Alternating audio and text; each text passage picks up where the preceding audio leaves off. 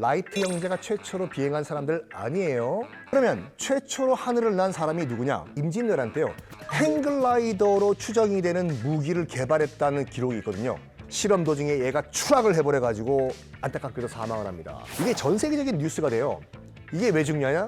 여러분들이 현재 타고 다니는 비행기들 있죠. 다 그 기술이 적용된 거예요.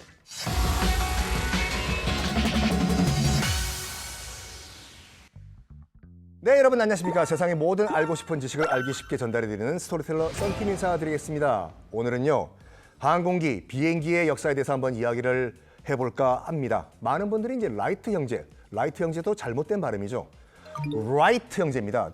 WR 발음. 심지어는 이런 말 하시는 분들이 계세요. 라이트 형제, 정말 빛의 영감을 받았기 때문에 라이트 형제가 아닌가. L이 아니라 WR, right. 쓰다 할 때 그 WR, 라이트 형제가 1903년도에 최초로 동력 엔진을 단 비행기를 탄 것이 인류 최초다라고 알고 계시죠? 아닙니다. 라이트 형제 이전부터 인류는 정말로 날고 싶어 했어요. 일단은 우리나라에서도 기록이 있습니다. 임진왜란 때요. 진주성 전투의 비차라고 해가지고 행글라이더로 추정이 되는 무기를 개발했다는 기록이 있거든요. 그래가지고 진주성에서 병사들을 실어서 성 밖으로 왔다 갔다 했다는 기록은 있는데 구체적인 디자인과 설계도가 남아있지 않아가지고 어떤 모습인지는 현재 알 수가 없어요. 하지만 우리도 임진왜란 때 이미 뭔가 사람을 나를 수 있는 비행체가 있었다라는 것만큼은 확실합니다. 자, 그러면 라이트 형제 이전의 비행 기록은 어떻게 되나? 일단은 다빈치부터 시작하는 것이 맞아요. 레오나르도 다빈치. 다빈치는 딱 봤어요. 새들이 날아가는 모습을 보고 새들이 날 수 있으면 인간도 날 수가 있다 하면서 새를 그대로 한번 모방을 해봤습니다. 나무로 만든 날개를 만들어 놓고 이렇게 움직이는 거예요. 당연히 안 날죠. 나중에 밝혀져요. 이것이 체중의 7배, 8배를 지탱할 수 있는 힘으로 퍼덕여야지 날 수가 있다인데 인간의 힘으로는 안 되죠. 근데 다빈치 때만 하더라도 이걸 몰랐어요. 그래서 일단은 이거 실패, 날 리가 없죠. 그런 다음에 다빈치가 주목을 했던 게 뭐냐면은 그 나선형 굴뚝이었습니다. 그러면 바람을 위로 올린다든지 바람을 밑으로 끌어내리면은 요 공기 역학을 이용해서 뜰 수도 있겠구나 라고 하면서 디자인, 인류 최초로 헬리콥터 디자인을 만들어요. 다빈치가요. 뜨냐? 안 뜨죠. 당연히요. 근데요, 다빈치가 그래도 이 날고 싶어하는 인류의 그런 욕망에 큰 족적을 남긴 이유가 뭐냐면 지금까지 새의 연구 굉장히 많이 했거든요. 새는 이렇게 바닥거리고 꼬리 날개는 이렇게 움직이고 등등등등 해가지고 1505년에 새의 비행에 대해라는 책을 냅니다. 이것이 이른바 항공 이론에 관련된 인류가 만들어낸 첫 번째 책이에요. 자, 그러면 최초로 하늘을 난 사람이 누구냐? 놀랍게도 대부분의 연구는 프랑스에서 진행이 됩니다. 자, 우리 또 타임머신을 타고 1783년 프랑스로 가볼까요? 프랑스에 몽골피에라고 하는 형제가 있었습니다. 아버지가 그 제지, 종이 관련된 그 공장을 운영하셨거든요. 그러다 보니까 파지 같은 거 못 쓰게 된 종이를 태울 거 아니에요. 근데 여러분 아시겠지만 탄 종이가 이렇게 떠요. 뜨잖아요. 하늘로 이렇게 올라가고. 오. 그걸 보고 뭔가 태우면 날아간다. 뜨거운 게 있으면 날아간다. 이런 걸 본 거예요. 그래가지고 1783년 그 루이 16세 때거든요. 그 프랑스에서요. 인류 최초의 열기구를 만들어요. 근데 뭔가 잘못 알고 있었어요. 다 아시다시피 열기구의 원리는 그 뜨겁게 하면은 공기 밀도가 낮아지잖아요. 그래서 그 공기 밀도가 낮아지기 때문에 붕 뜨는 거거든요.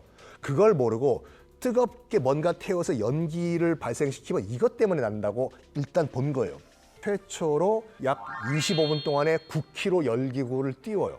의미가 있습니다. 왜? 인공적으로 뭔가 기계 동작으로 뭔가 만든 인류가 만든 것이 인위적으로 만든 것이 공중에 올라가서 이동을 했다 이거거든요.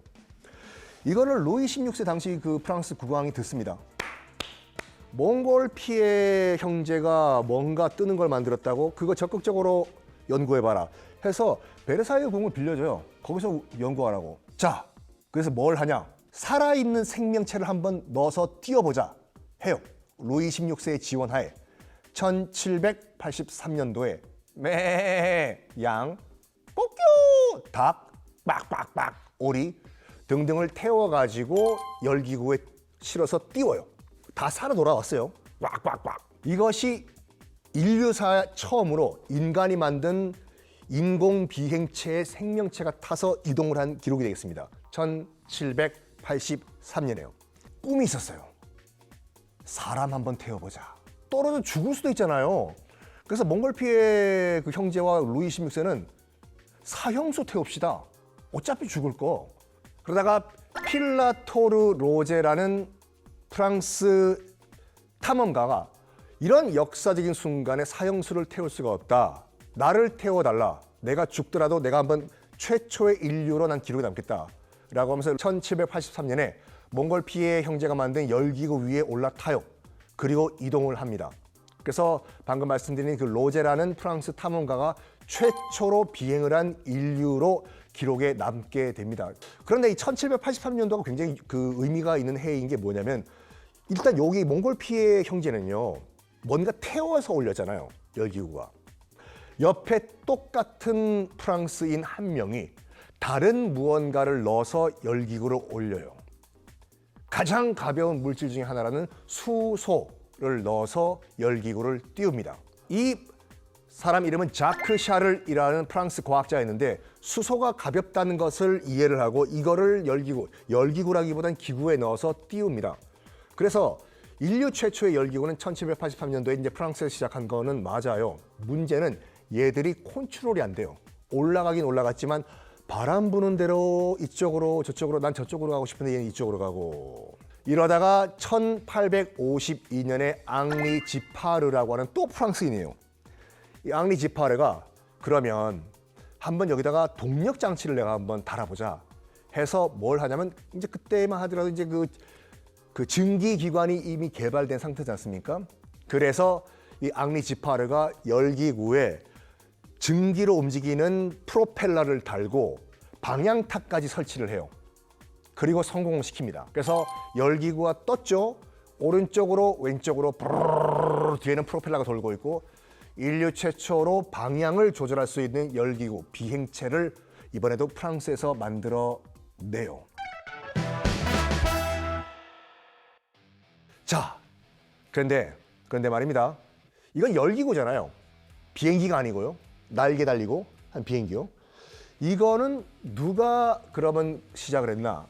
라이트 형제가 최초로 동력으로 굴러가는 비행기를 만들었을까? 그렇지가 않습니다. 1896년 독일로 가볼까요? 자, 독일에 오토 릴리엔탈이라는 과학자가 있었습니다. 이 양반이 뭐 했냐면 글라이더를 연구했어요. 글라이더는 지금 우리가 알고 있는 비행기와 거의 구조가 비슷하죠.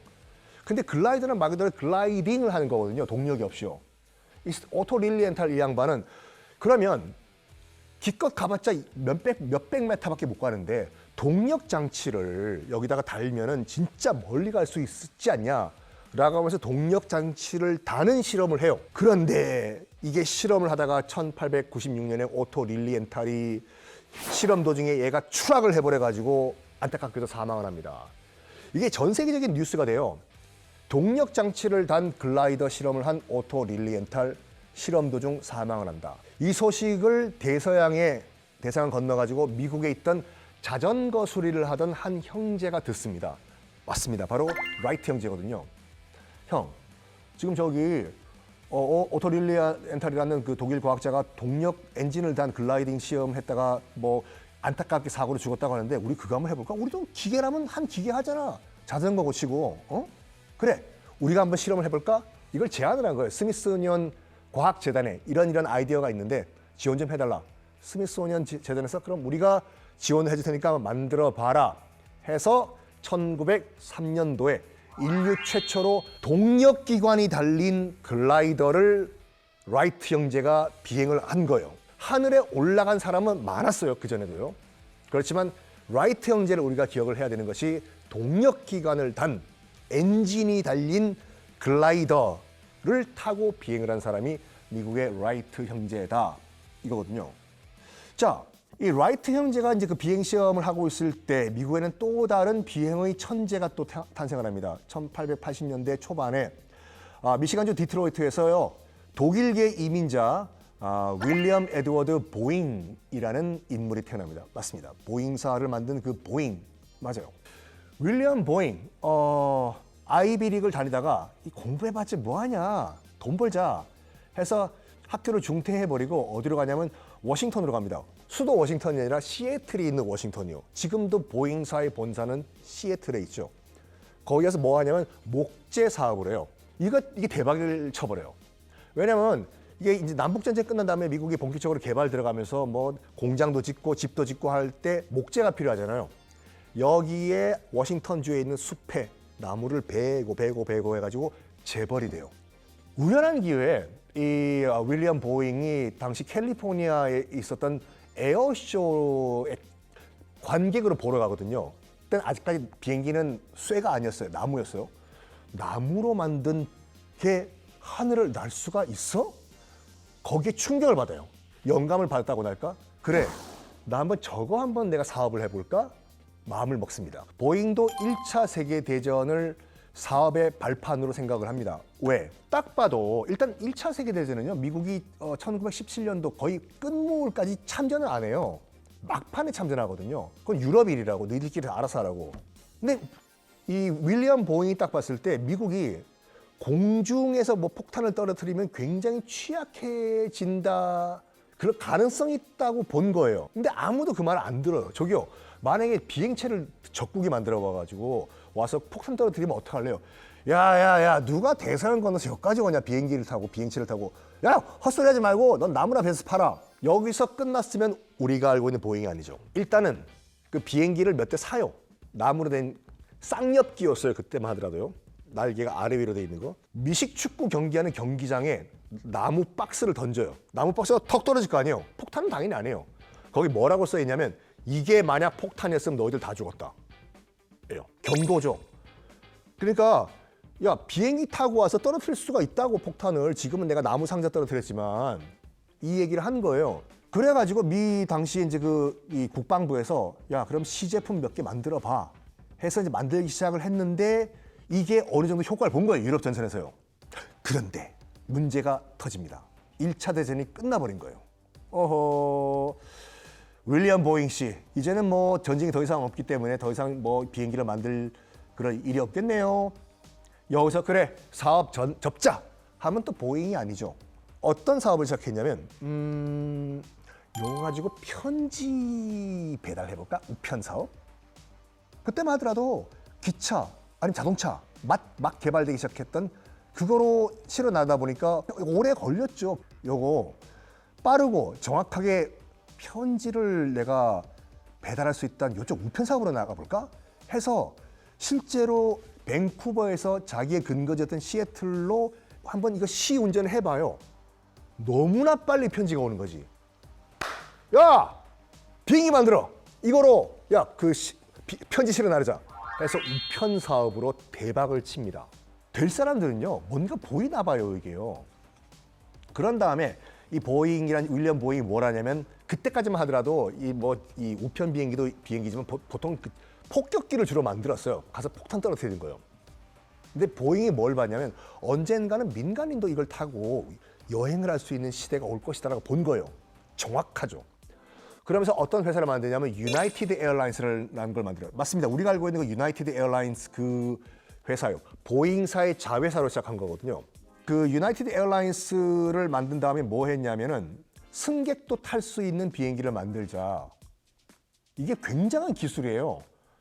폭격기라고 해봤자 한 명 또는 두 명 타고 폭탄 치고 가지 않았습니까? 사람이 타려면 굉장히 안전해야 되고 이게 뒤에 사람이 탈 수 있는 그 역의 칸이 커야 되잖아요. 여기에 우리가 알고 있는 대부분의 항공 기술들을 다 윌리엄 보잉과 그의 수석 엔지니어들이 다 만들어내요. 뭐냐? 나무로 만들면 이거 오래 못 간다. 쇠로 만들자. 그리고 복엽기로 하면은 취약하다. 쇠로 하나의 날개를 만들자.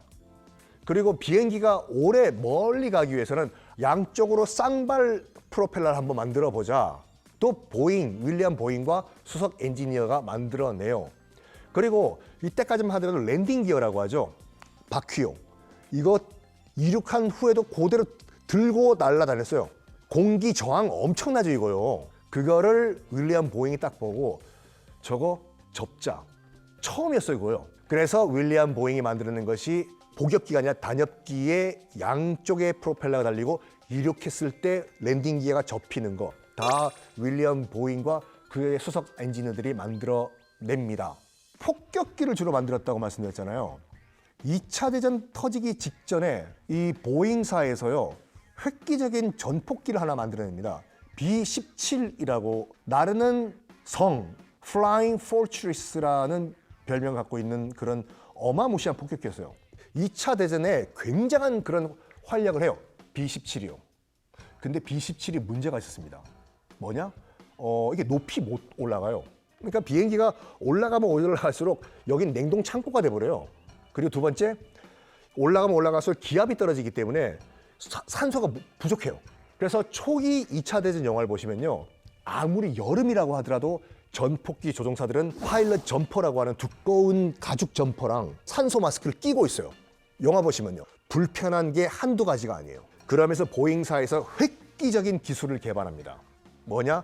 높이 올라갔을 경우에도 따뜻함을 유지할 수 있는 히터와 그리고 압력 보조 장치, 올라가도 땅의 이 기압이죠. 그거와 똑 맞춰주는 시스템. 이걸 처음으로 적용한 전폭기가 바로 B-29 전폭기요. B-29요. 이게 왜 중요하냐? 여러분들이 현재 타고 다니는 비행기들 있죠. 다 그 기술이 적용된 거예요. 안 그러면 서울, 부산, 제주도 가실 때 산소 마스크 끼시고 가셔야 돼요. 그 B-29 기술 때문에 지금 산뜻하게 여행을 하실 수가 있습니다. 그러니까 보잉사가 개발했던 랜딩 기어가 접히고 전체 동체가 다 쇠로 만들어지고 단엽기가 되고 그다음에 프로펠러가 양발에 설치가 되고 그다음 기압도 유지하고 또 온도도 유지할 수 있는 그런 모든 원천 기술들 다 보잉사가 개발했고 지금 현대인인 우리도 지금 누리고 있다는 사실을 여러분께 말씀드리면서 그리고 또 기억하세요 여러분들, 라이트 형제가 최초로 비행한 사람들 아니에요. 동력이 달린 글라이더를 최초로 탄 사람들이다. 그 이전에도 비행을 한 사람들은 꽤 많았다라는 사실을 말씀드리면서 저는 여기서 이만 마치겠습니다.